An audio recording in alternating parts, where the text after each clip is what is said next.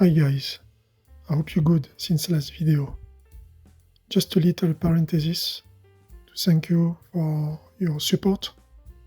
I want to bring to you this amazing fact that blows my mind. 90% of people watching the videos on this channel haven't yet subscribed to our experiments and learnings. That is why from the beginning I will ask you this favor.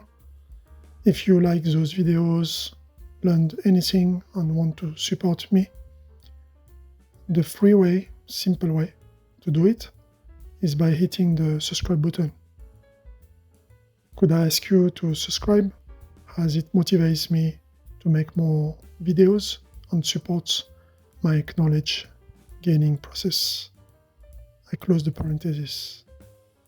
Have a break, have a rest. In this video, we are going to focus on heap and stack memory.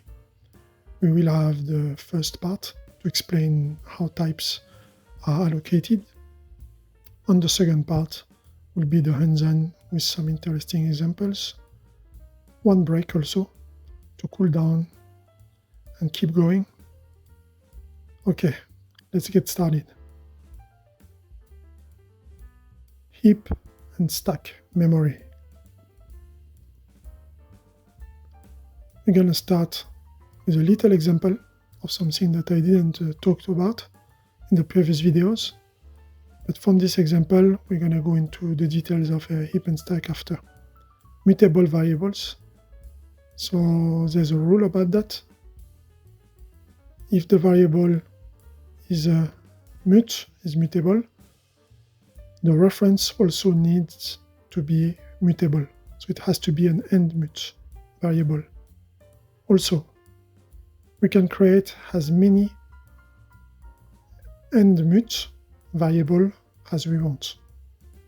So we have a mutable variable, we have reference to that mutable variable, and we can create as many references as we want. If there is one mutable reference, a mutable variable, mutable reference, we cannot have immutable references coming after that of the same variable. So you can't use an ampersand variable if before you have used an ampersand mut of the same variable. Let's see examples on the side. It's better to see the code directly. So here we have a let mutable variable. It's a string. I'm immutable. Because of this mut variable, so mutable variable, no immutable, so ampersand variable, reference can be called after that, can be created. Okay, so here we just show valid. What is valid after that? Let's mutable reference var.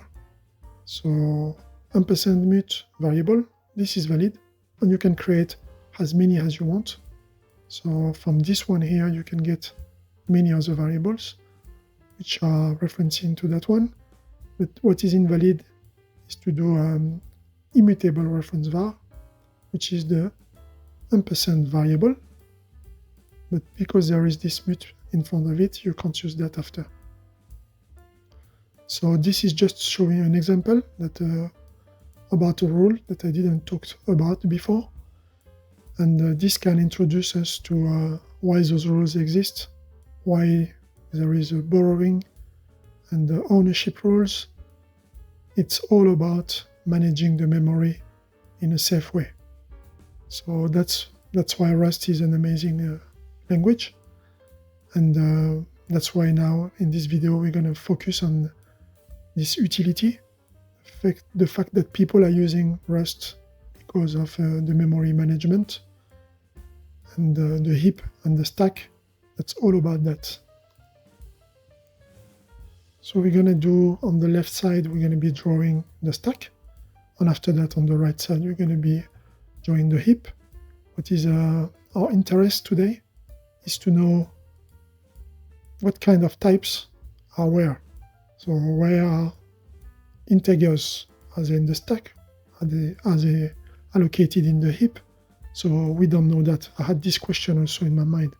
So let's make it clear. Stack stores data with known fixed size at compile time. So fast access. So stack variable, there is less operations to do because it's just we just need to read those variables. We don't need to do any operation on those while they're stored in the stack. So integers, floats, booleans, characters, fixed size arrays.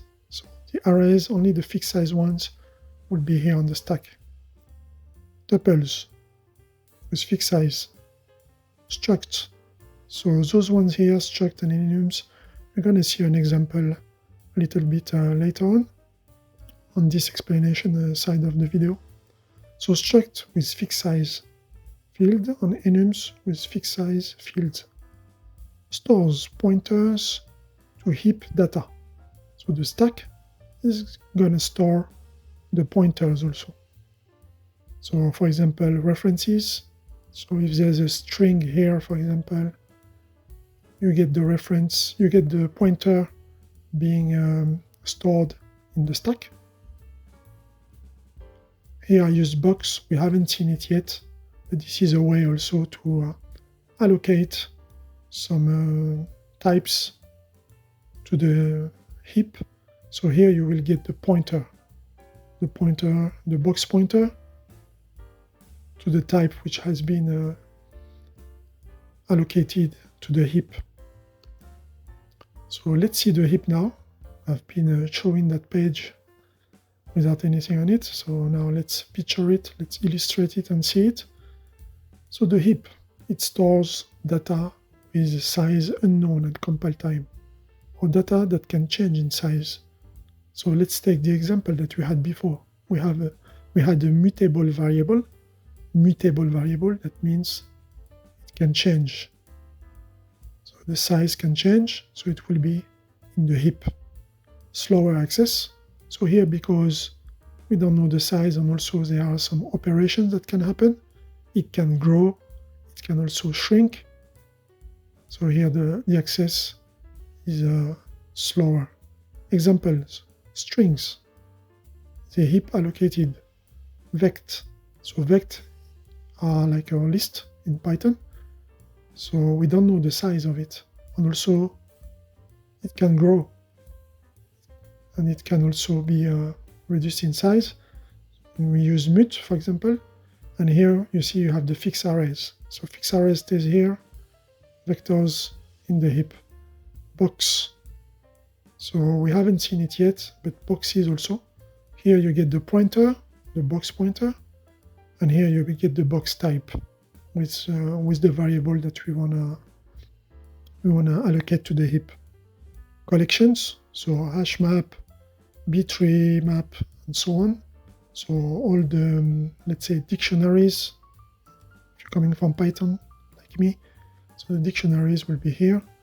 Dynamically sized types as well. So any dynamically sized types will be here, heap allocated. So I needed to make this clear in my mind while I was learning Rust. So this is the outcome for you. And we're going to be going and seeing this example of ampersand string. So this was my next question coming to my mind. Where is ampersand string? We got a bit of the answer, because I told you just in the slide before. But here we're going to be talking about that more in details. So where is ampersand string? Heap or stack? Or is it completely different? So ampersand string is a string slice that is immutable reference to a sequence of UTF-8 character. It doesn't own the data it points to. It simply references it. So it says it simply references it. So references there in the stack. I'm using this example because we've seen in the previous video strings. So I believe this is a good example. Stack. So if ampersand string is pointing to a string literal, then the data is stored in the program's binary or in the stack memory segment. String literals are statically allocated, so in a static way, statically allocated and stored in the read-only section of memory. So you see here, it points also to stack variables. So the ampersand string is a reference.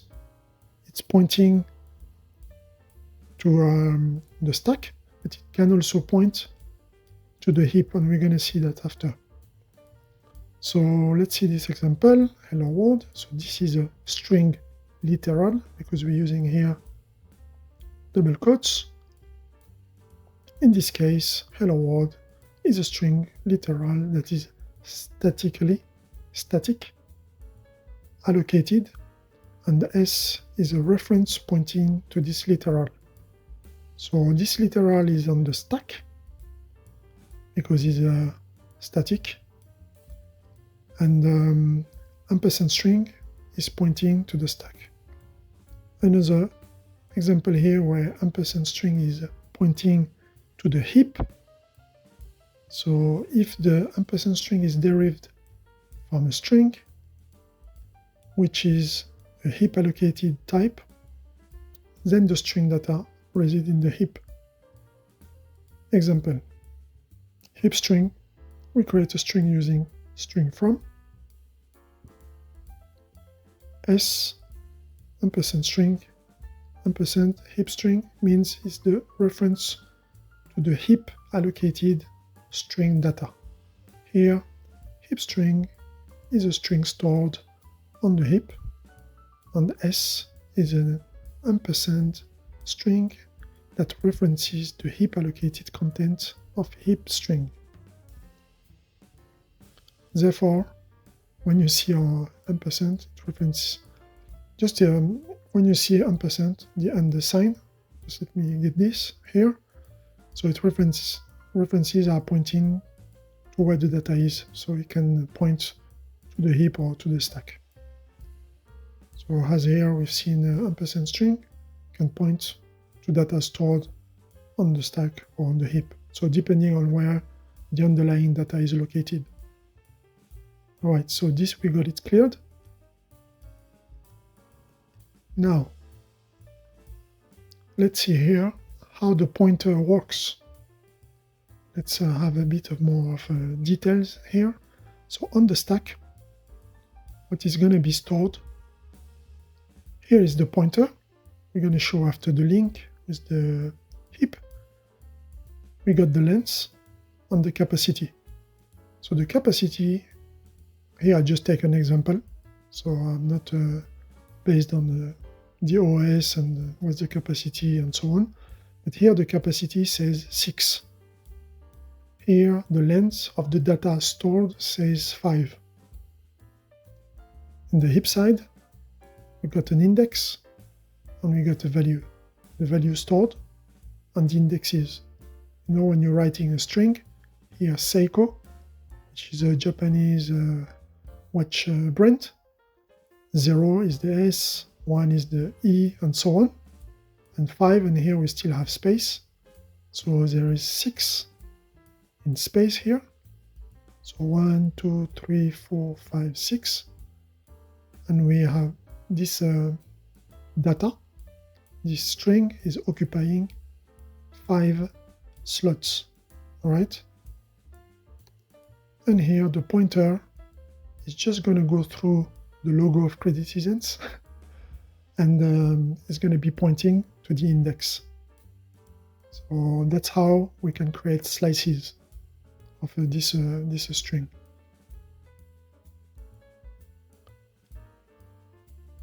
Question that you can have: what happens if the length of the data exceeds the capacity? If more than 6, it will find space in another heap space. So it's just going to go and put the next letters in another heap space, and the pointer will be able to track that. For example, string, it is a full string, while ampersand string, it is a slice of a string, so index. Alright, so we've seen here how the pointers just stored on the stack work to get the value.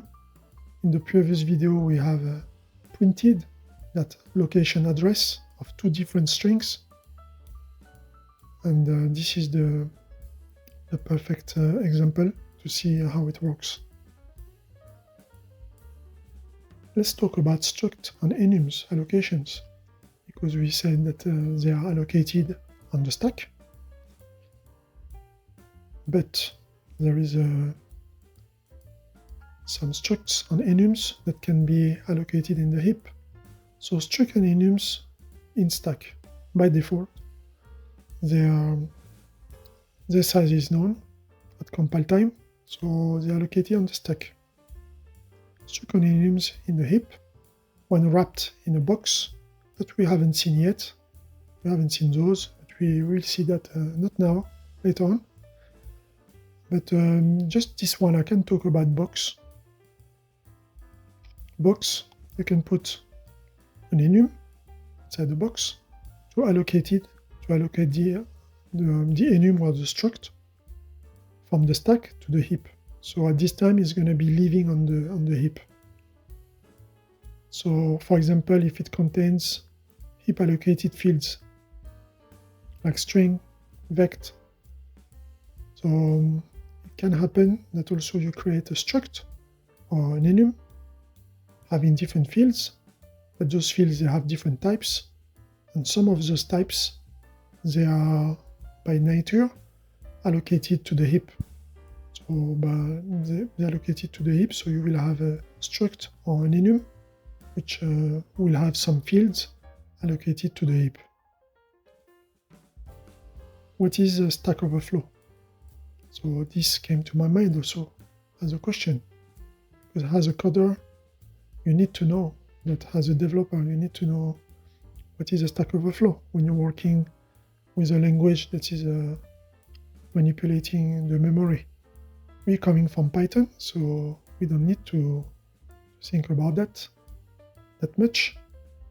But here we need to understand what is Stack Overflow. A Stack Overflow occurs when a program exceeds the allocated stack size. The stack is a limited amount of memory used for function calls, local variables, and data with a known fixed size at compile time. So when your program uses too much stack space, example through deep recursions or very large local variables, it exceeds the allocated size, causing a stack overflow. The stack size may be configured by compiler, so normally it is set between 1 megabyte in Windows, or we can say 8 megabyte in Linux or Mac. Examples for Mac and Linux using a ulimit s, and here we just change the size of the stack to 16 megabytes.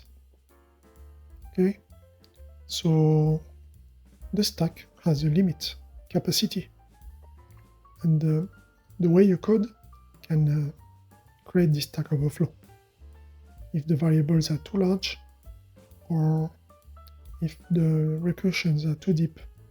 That's two examples. Alright, so we're done with this side, this explanation part. Let's go to the terminal and maybe have a break just before that. Please like and subscribe. Okay, let's open the file.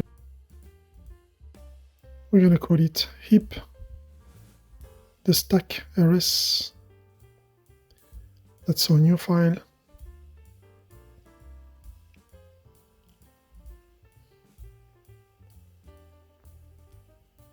So let's create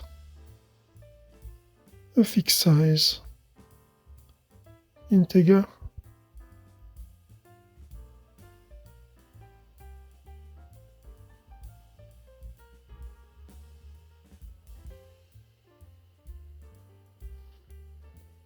I'm gonna call it let allocation, maybe memory allocation, allocated.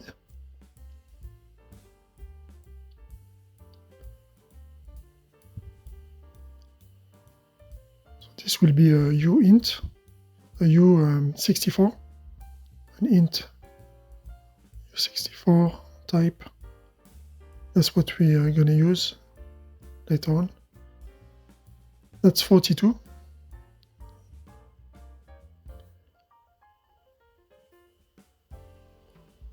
And another variable, memory allocated to, or maybe let me call it memory allocated different.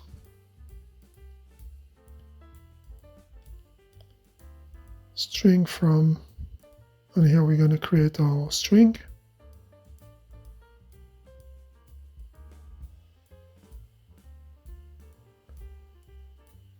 And we put the string literal inside. In Shibuya,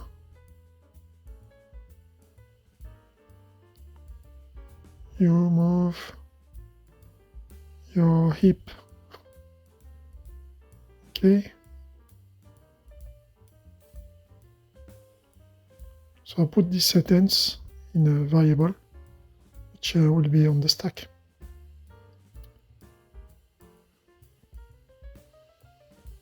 Let's put all this in a wrap it with a function, public function that we're going to use in the main.rs.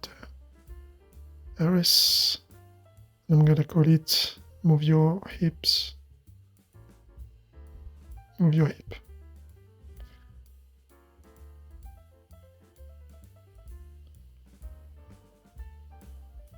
Okay.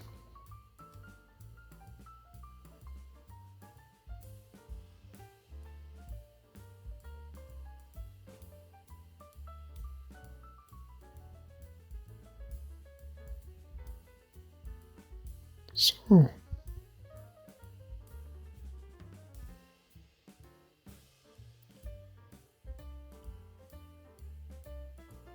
you or I,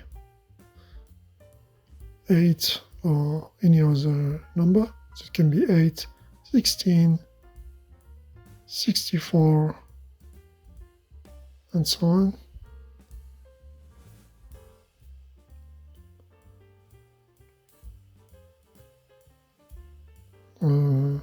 Maybe a dash, just leave it like that.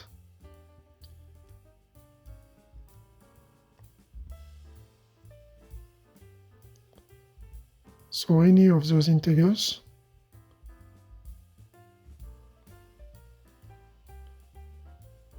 they are stack allocated.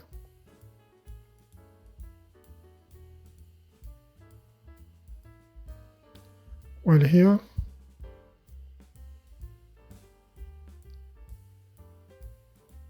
string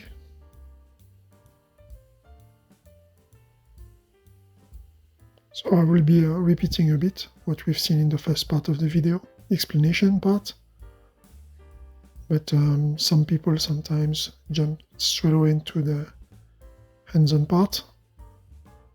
That's why I need to repeat sometimes what you've seen before. But here we have defined two different variables. We're expecting each to be in a different part of the memory. The integer in the stack and the string in the heap. Let's print memory addresses.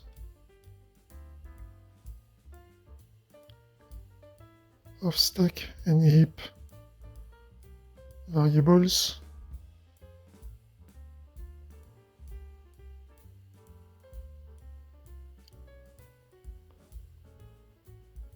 Okay.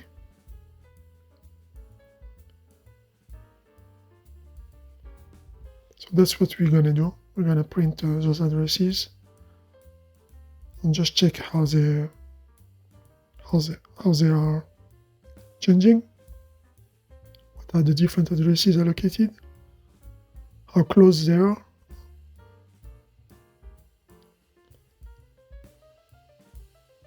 So I'm going to create here another variable, memory allocated closer 109.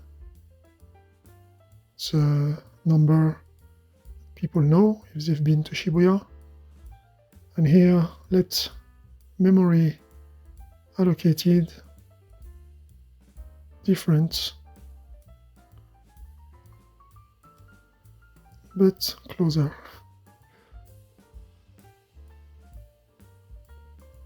But close, okay. And here it will be also a string. So it will be interesting to see that having two integers and two strings, we'll be able to see how the addresses are different, or which part of the addresses are just the same and which part are different and closer. So here we just put this string. Shinjuku is too busy. Shinjuku is another very busy place in Tokyo. So I believe Shinjuku is more. Yeah, there's more people passing through Shinjuku than Shibuya.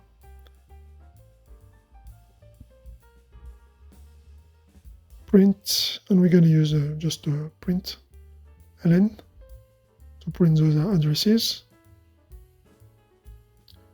Here I'm just going to format the output.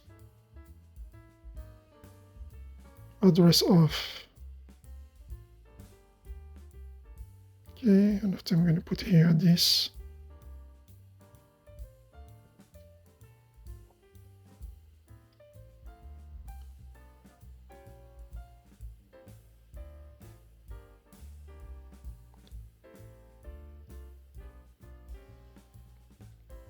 Okay. So address stack of var, and after I'm going to put the name of the variable. And here, comma, I'm going to put the name of the variable, reference of it. So using the reference of it, we'll be able to access to those addresses.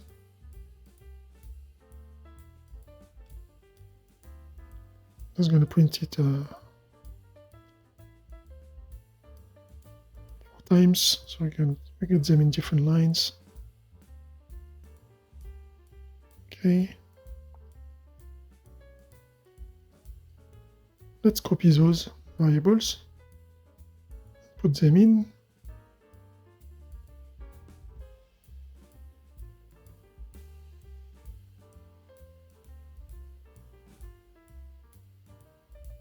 Ampersand memory allocated.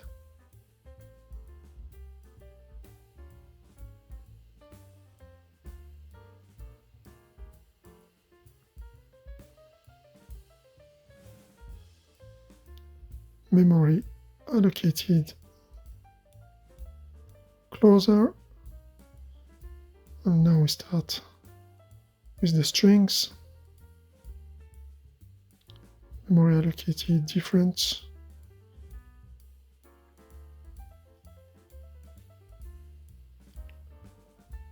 And here memory was 1M.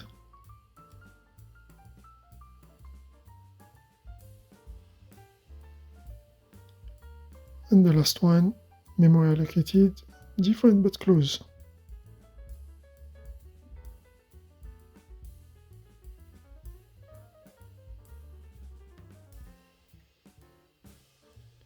So let's explain here a bit how we're gonna be printing those addresses. We're going to use :p, and the println macro will be able to print those addresses as we're passing in the references of those variables So you've seen in the previous videos colon question mark to unwrap some different, to be able to print some different variables, because they don't implement they don't implement the display for that variable type. And here we use ampersand to reference the variable so that we will be able to access to those addresses. Okay, we got the formatting done. What else do I need to do?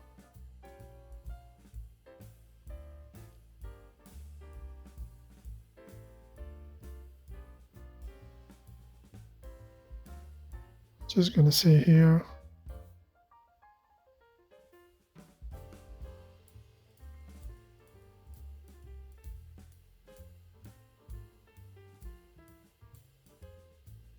just to provide a comment on this formatting way. It's a pointer, so it's a colon P for pointer.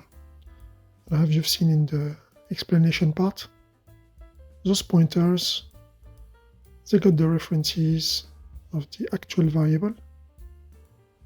So for that, they need the address of where is that variable stored in the memory.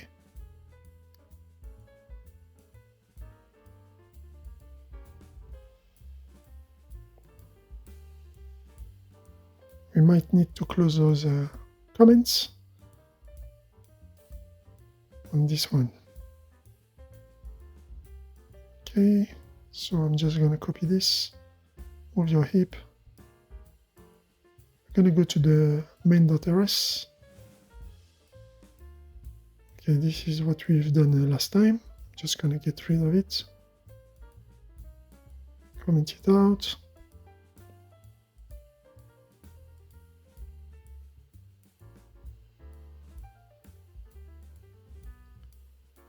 Here we just need to print our own function.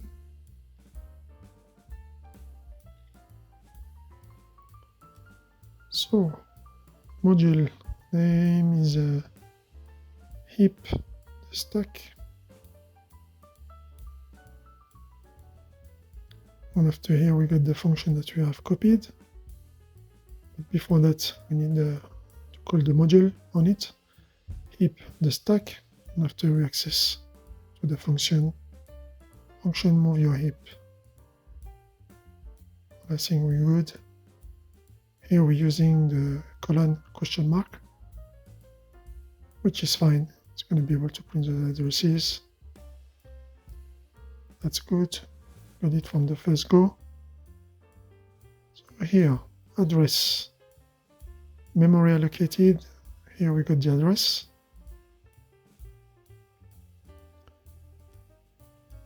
Okay, so that's the address of it. B58, that's the end of it. Memory allocated closer.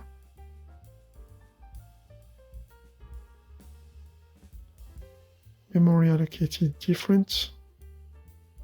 And the other one different but close.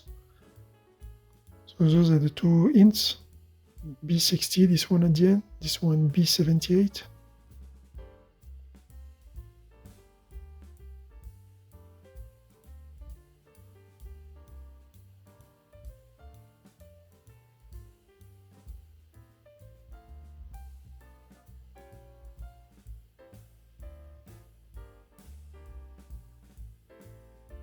I'm just going to align them because we don't really see those differences. You will see that the address is almost the same, but only the last numbers are different. 2 or 3 last numbers. Here is 2 numbers.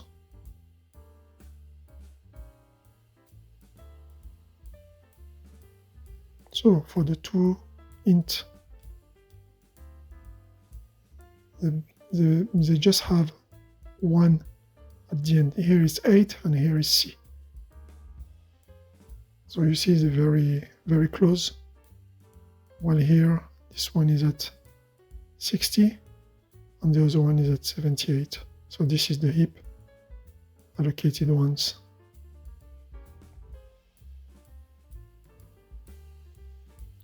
Just gonna fast forward. I'm gonna keep this in the notes. So that's just an introduction, an example, very easy.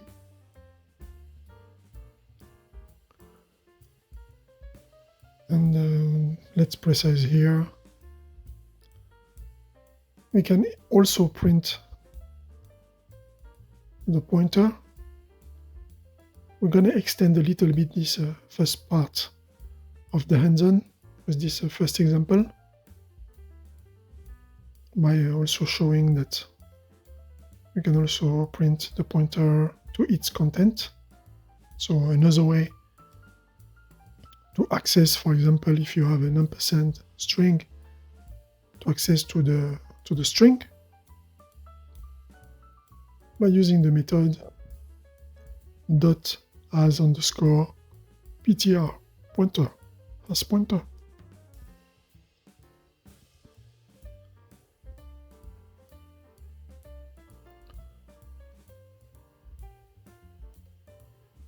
The string variable ampersand str, maybe it's better to say it like that, references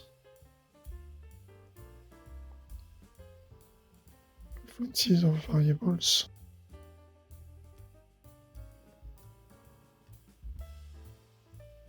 which is a string.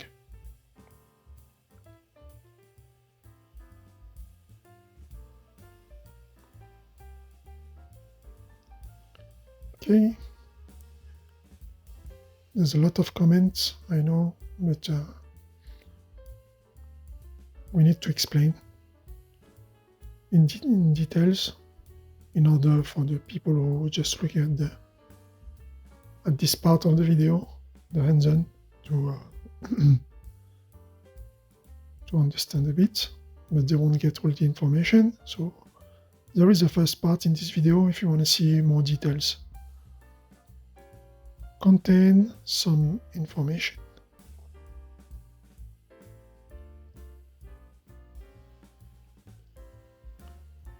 Information contained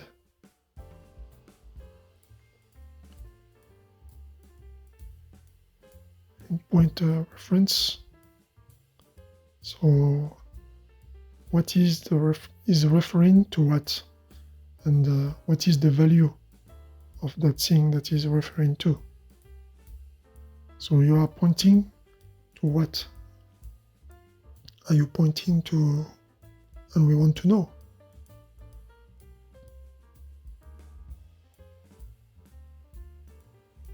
So this is a string, memory allocated different. We're going to be putting here this one as an example.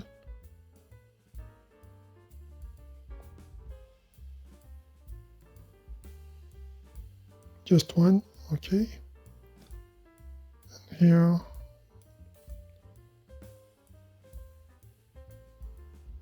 and we close it. And the comma. Yes. Okay. Let's see what we're gonna get. Let's clear this. Cargo run. Okay, I did it again. So let's close those comments.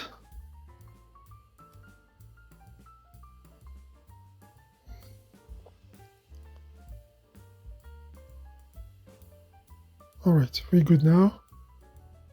Cargo run. Argument never used. What did I do again? Memory allocated different. information contained in pointer reference of a string, formatting specifier missing. Okay, let's go.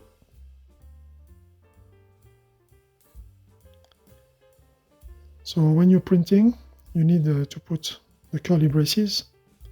If you omit to put those curly braces, nothing is going to be printed, and you're going to get this kind of error. So here we go back here and put the curly braces.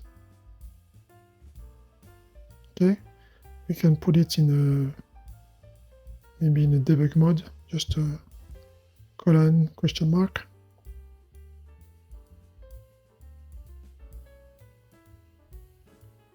Right, so now you can see, what do we have? Information contained in the pointer reference of string, ampersand memory allocated different, and we got our sentence. In Shibuya, you move your heap. So that's a nice method to know. Has underscore PTR, has pointer. So we're done with this first part of the video. I'm just gonna go here.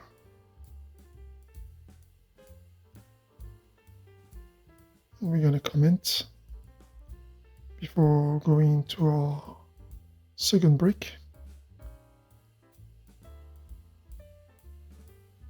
A way to get the content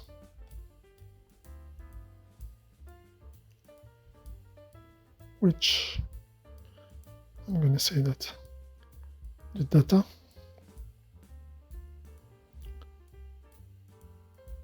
which the pointer is referencing to.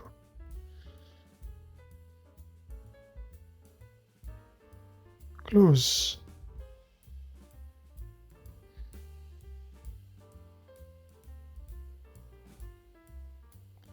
Just comment this out, prepare it so that the second part example will be able to add our second example just under it. Please like and subscribe. Okay. Now we are back into the terminal, back into this file. We're going to comment. Example, something that you might know, Stack Overflow. So we focus in this video in Heap and Stack. Isn't it the best moment to see Stack Overflow, the website? No. This tutorial have been copied from Stack Overflow. .com. That's not true. It's just a little digression. So now let's create one. Let's create one Stack Overflow.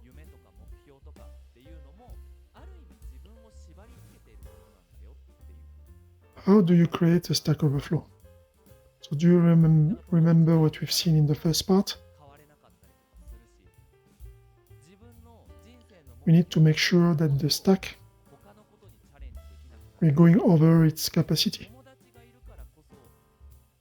We've seen that capacity of stack depends on the type of system you're using, Windows, Linux, Mac OS, 1 megabyte to 8 megabytes. It can be also modified. So let's see after how to prevent it to happen also.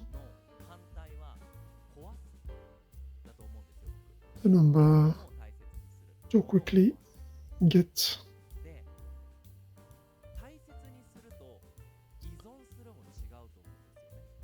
big values. So we are going to use recursion. Recursion is a good way to help us to make this Stack Overflow.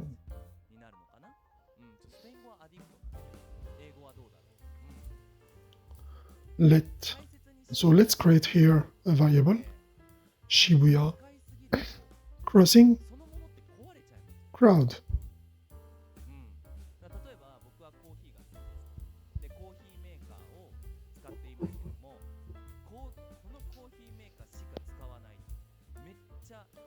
So before that, I'm just going to create the function. So I'm doing it this way also for you to see that a variable, you can define a variable, use the output of the function in the variable, like the equal, even if the function is written after it. While in Python, everything reads from the top to the bottom. Here in Rust, it's not the same. So this function is going to return a U64. The number, the parameter will be also U64. Function name, big number, exploding Linux stack. And we're just going to do one line recursion, and we're going to make this function evolve.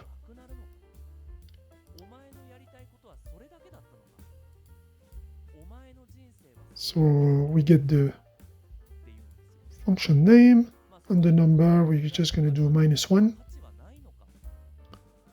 So that is not infinite. And now you see this function is defined under Shibuya crossing crowd, but I can use it above it, so you can do that. There's no problem in Rust.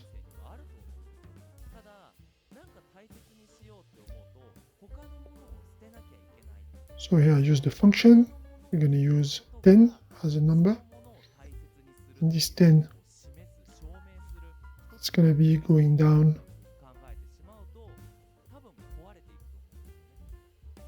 slowly, and we're going to return the variable, which is a U64. Let's close those comments.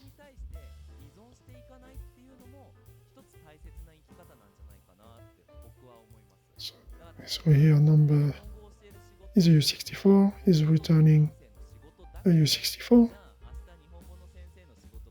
We get the number, we multiply it by the function itself, which got a new parameter, the number -1, until the number arrives to 0 or to 1. Therefore, here number passed to the function will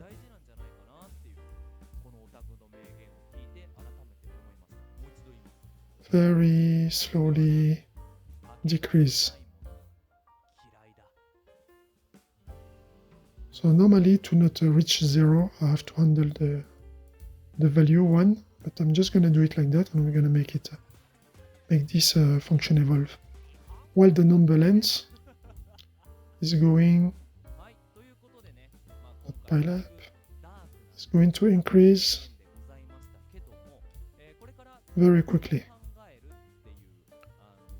Okay, so while one side is going down slowly, we get the multiplication happening, which is going to be making this number longer and bigger. So the stack won't be able to handle that. So remember, it's a U64 here that we have put. We might need to also here say that we're returning U64. So we're going to go and explode this stack. Memory. Here we're returning Shibuya crossing crowd. All good. Let's cargo run this. Okay, so what do we get? We get a warning. That's normal. Function cannot return without a recursion. So it's a warning. It's okay. But you can get rid of the warning if you want by just there's a decorator. So let's put the decorator on the top of the function, unconditional recursion, because as I told you, I need to handle the value number 1, so there should be some conditions. So allow unconditional. Let's cargo run this, clear the skin, and here I get it again. So why do I get it again? Okay, so the decorator have to be on the top of the function. I believe I've put it, yes, I put it on the top of the variable. It is not gonna work. Okay, let's move this to here. Now we can get a clean print. Should be fine. Function, so not let, not the variable.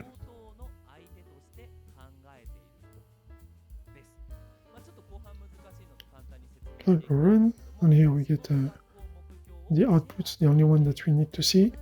Panicked, attempt to subtract with overflow. Yes, we've seen it. So here we've created an overflow. We're gonna be now going back in.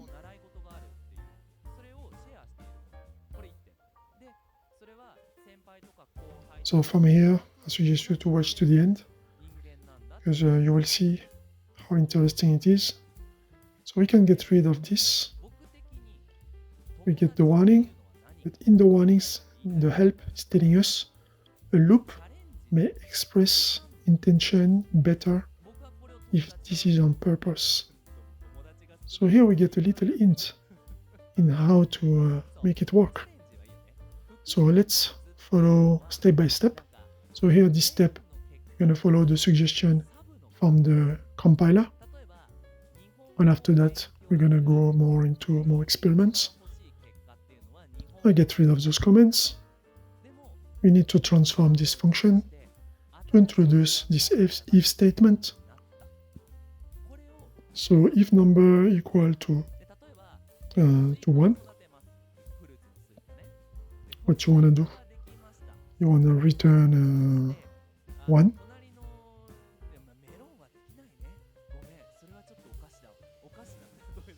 Okay. Otherwise,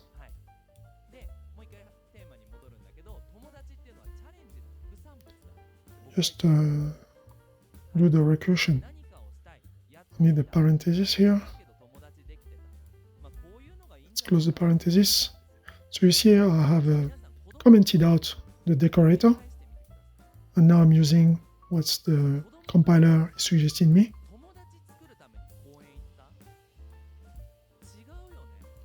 I think we're good. 1. Let's go.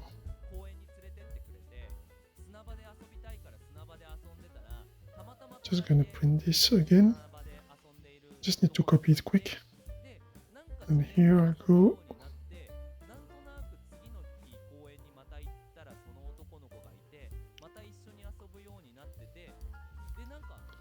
So there's another way also. It's using a loop. So we can transform this function into a for loop. And the for loop also, it's another way that you can use to be able to make those recursions and to not get the stack overflow.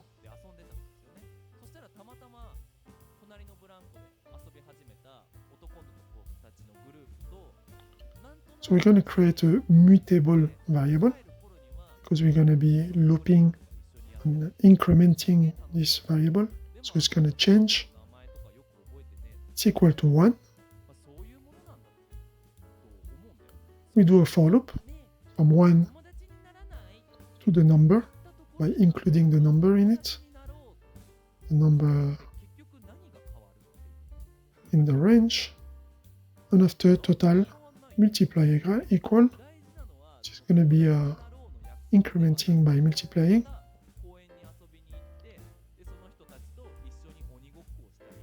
So we make this product multiply by n. So at every n coming, it's going to be multiplying. So we get our kind of a recursion made here. And we return total. Here we don't need the semicolon. That's another way. I'll comment it out. We're going to try first what the compiler told us to do, which is the if statement and the else, just conditional. Let's clear this, and you see here we get the number. So the stack is not overflowed. Now, let's comment this. Let's just say so. With that, no need anymore to use the decorator to allow, unconditional recursion. So it's not to allow recursion. You can do recursions, but here it says unconditional. That's the proper name. But let's use the loop way to not Stack Overflow. So we're going to be sticking to the for loop way. Okay. So here, as advised by our friend compiler. So this was coming from the compiler.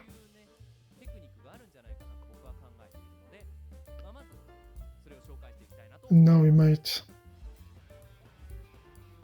just comment it out and use the for loop. So the for loop is ready.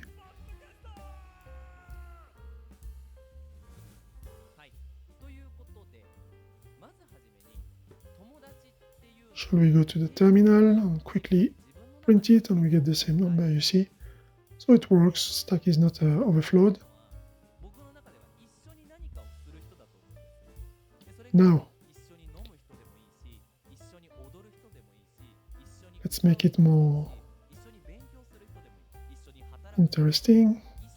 We keep this function. So we're going to just work using the for loop from now on, because we're going to focus on the other concept. But does that mean that we are okay? We just use for loops, and we can just keep adding numbers like that. So really increase the number and see what's going to happen. So if you've seen the first part, you should be able to guess what's going to happen. I'm going to double that number to 20. So the factor here is just going to push it more. Nice. So we get this number. It's a pretty long number. It works with 20. But you will see that, so here for number equal 20, we got this long number, this long result. Okay, that's nice. Very long number, but if we exceed the capacity of the stack, so U64 has a limit of how long the number can be. So that's why it has a limit. Of the stack U64 allocated type So let's increase this number. We are at the limit here. We're just going to go over the limit by adding one more multiplication. We run it, and boom, you see, thread panicked, overflow. Okay, so the for loop doesn't mean that it's going to work. You have also to take into consideration the type that you are using and the limitation of that type. Now things become interesting.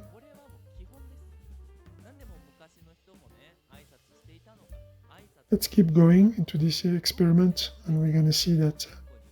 So here I'm just going to finish this comment, as we could just say, okay, then I'm just going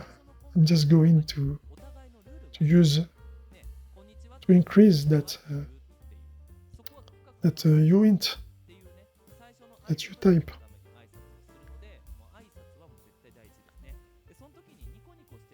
But in the standard Rust, in Rust, there's a limit to that.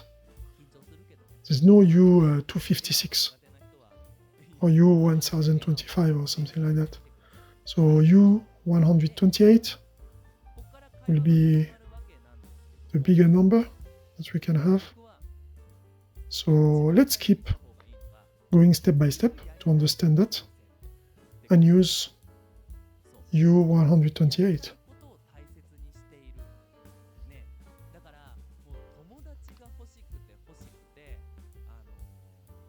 So here the function is returning a U128.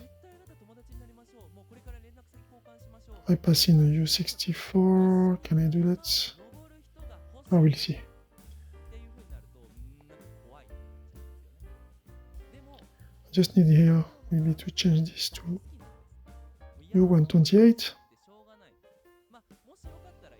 because the variable Shibuya Crossing crowd here U128. Here I put 34. So now the number should be even bigger. We try a much larger number.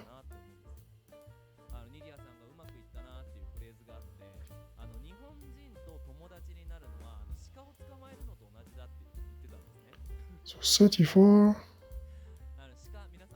Cargo ran. Okay. Not found in the scope. Okay. The comments again. Let's close those comments. I didn't read the whole terminal, but I've seen the comments, and here it's telling me total into expected U128 because of the return type. That's because we're passing in a parameter which is a U64, so we need to convert it to a U128, which I'm not gonna do. I'm just gonna say that it's a U128. That's it. So sometimes you don't need to do the same as what the compiler is telling you to do. So I'll do like compiler is telling us, which is total dot into. And maybe inside the into you put the U128 as 128. Does this work? Can we convert like that? Put 64 here. Just need to check. We can try. Why not?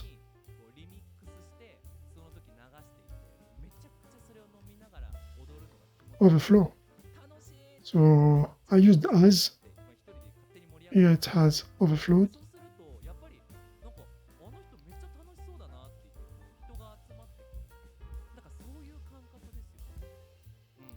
but I'm not sure that the conversion have been done properly, because it has overflown on the U64, not on the U128.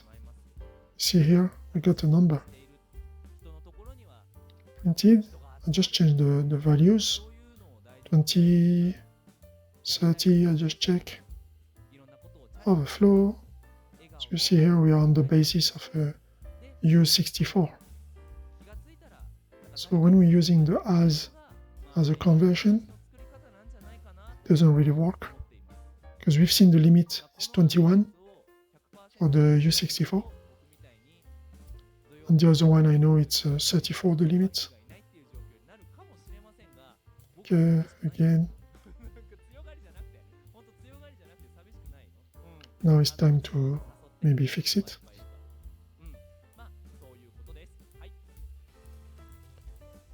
And just use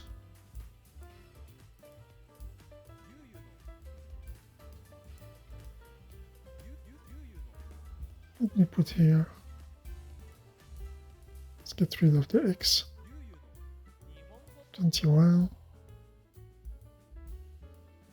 Just want to show that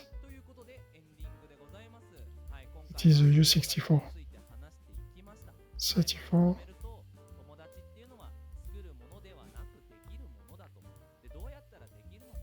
So we're not going to use as U128, we're going to use that into. So we're going to do U128, and here we don't need this. We're just going to return total. So now everything is a U128.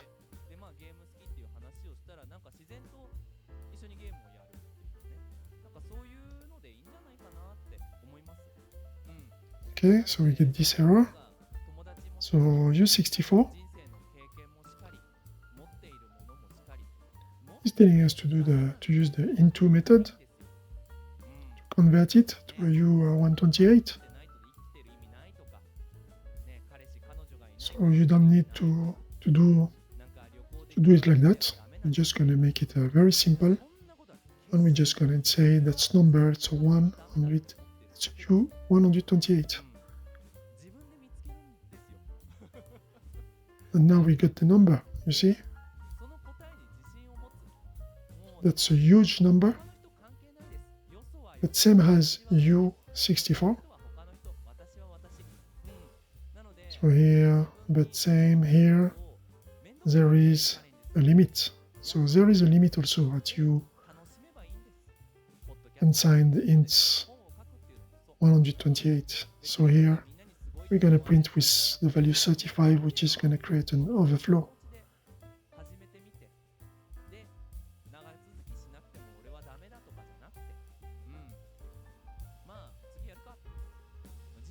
It's not done yet, because we need to know how to fix this. Rust is limited. U128, you might need bigger numbers. If you're working in, I don't know, at the NASA, with the stars, and having those big numbers of how far are those stars. So there's a solution. We will need to import packages, crates. So that's the solution for that. Like in Python, you do your pip install, you install a package so that you can extend the use of Python. You can do more stuff. So we'll permit us to do that and not to explode the stack.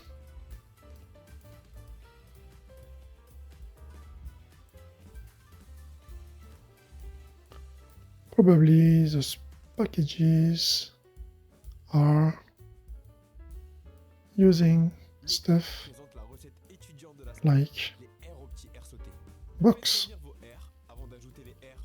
Remember, we've seen that in the first part of the video, but I told you we're going to see that later on in the future, what are boxes, that it permits to put those variables on the heap. So maybe that's the mechanism used here.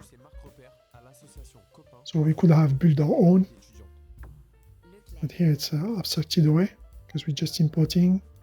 Here I went in Google, big num, crits.io, num, big int.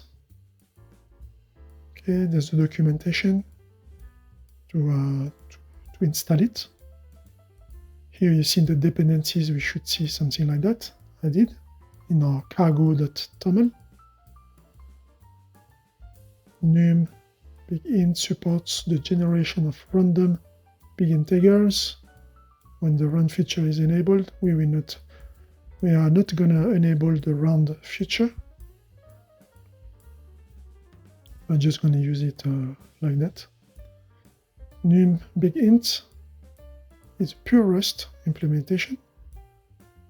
Dynamic width, we will need the width to be larger. Number theoretical function.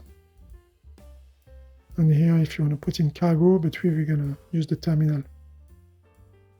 You've seen this command, cargo add. This was maybe in the first video when I added chrono to show you that you can add packages, like like when we use pip install. Let's see what is in our cargo toml. This is how our cargo toml looks like. Packages. And now we're going to use the command that you have copied from the website. Cargo add num big int have been added.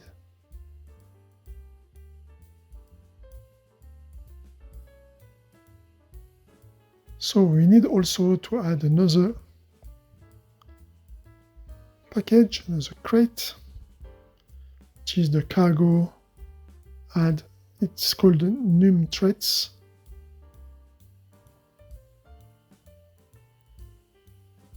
I128 libm. So here we got those two. That's the two packages you need if you want to follow along. We go back in our little file, hit the stack, and we do those imports. And now the part of our library, we have it as a dependency. So we're going to use num big int. So here it's underscore, and here big uint. Use the other one, num threads 1 is a capital O, and here we return use 128. I think we need to return big uint. Yes, just let me, here there's a typo. Big, I could spot it. It's amazing. Usually it's the compiler telling me. So big uint, we got it. Let's now say that everything is going to be a uint.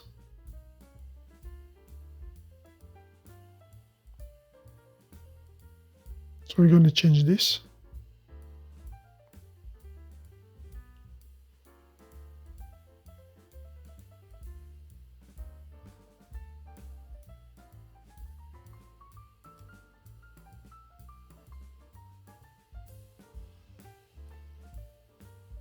Just going to copy it. I keep the function that we've used before because I have those comments already on the top of it.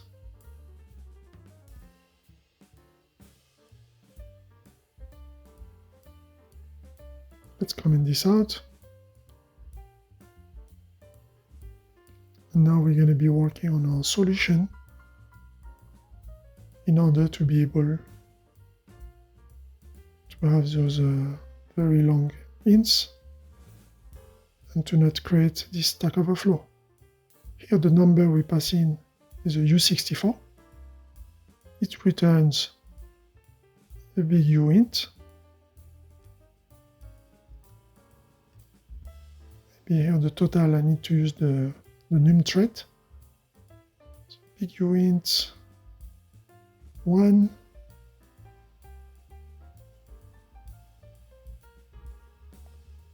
After the rest is not going to change.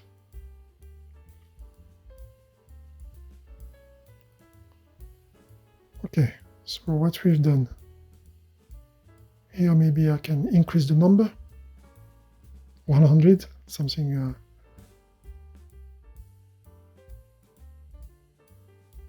and let's see what's going to happen. Is the compiler okay with that? No. What's happened? Green, green, green, green. 1. See here, it's lowercase o. So it's a bit confusing because when I do the import, it's a bigger case o. And here I have to use a lowercase o. Okay, 1.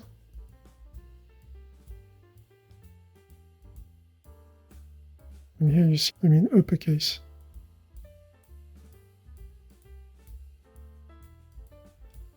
Here we go. We got a super number. All right, so we're gonna be stopping here. We have seen how different types are or heap allocated or stack allocated. We have created a Stack Overflow to understand why we need to know about those concepts when coding, and that some solution exists, those crates, those packages that we can import and add to our dependencies, REST permits to move some of those stack types to the heap. And we will see, for example, boxes in the future videos. We stop here. Hope that you liked this video. Thanks for the support again. Please like and subscribe, and see you next time for another Have a Break, Have a Rest session.